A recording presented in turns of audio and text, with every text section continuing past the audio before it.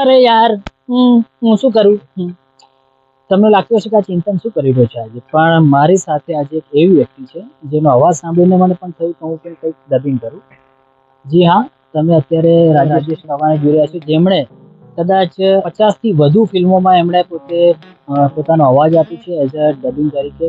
ગુજરાતી, બોલિવૂડ, ટોલિવૂડ અને હોલિવૂડ સુધી, જી હા, હોલિવૂડ સુધી એમણે પોતાનો અવાજ આપ્યો છે, જેમાં ઘણા એનિમેટેડ કેરેક્ટર પણ છે. તો આજે આપણે એમની સાથે વાતચીત કરીશું.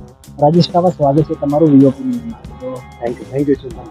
તમારા જે પ્રશંસકો છે તેમને ખાસ તમારો જે ડબિંગ અવાજ છે કે કેરેક્ટર કઈ રીતે તમે પ્લે કરો છો. Yes thank you so much. પહેલાં તો મને તમારા પ્લેટફોર્મ પર લાવવા માટે.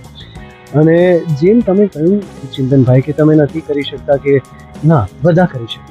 બધાની પાસે અવાજ છે અને બધાના અવાજનો એક રંગ છે.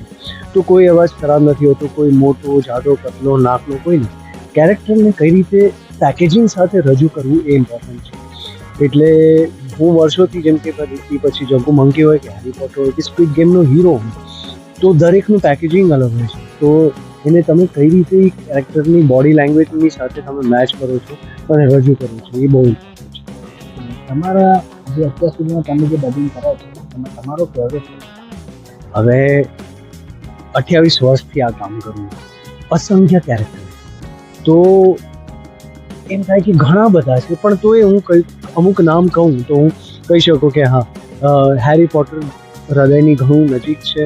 એવી રીતના જગ્ગુ મંકી એ છે, અને એમ જ સ્ક્વિડ ગેમ પણ હવે જગ્યા બનાવી લીધી છે. એવી રીતના જ કોકોનો હેક્ટર છે, એવી રીતના લેક્સ લુથર છે Batman versus Superman dawn of જસ્ટિસમાં. તો એકથી એક માઇન્ડ બ્લોઇંગ. કદાચ આપણી પાસે 10 સેકન્ડ છે. 10 સેકન્ડમાં તમે કેટલા કેરેક્ટર કરી શકો તમારા? હું બસ શરૂ થઈ જાઉં છું, મને રોકી દેજો.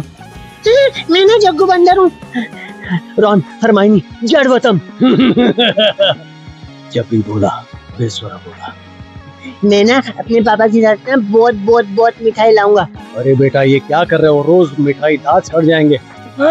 चुप बेटा, जब तू छोटा था तू भी तो मिठाई खाता था। ત્રણેય પેઢી આવી. Thank you so much. VOP ન્યૂઝમાં આજે રાજેશ રાવા હતા, અને તમે જણાવી દઉં કે આજે જીએસટી દ્વારા આયોજિત કલાકૃતિ ખાતે રાજેશ રાવા પોતે અહીંયા એક ઇવેન્ટમાં પધાર્યા હતા, અને તેમણે અહીંયા લોકોનું ઘણું મનોરંજન કર્યું અને પોતાના જે કેરેક્ટર છે તે પ્લે કર્યા. Thank you so much.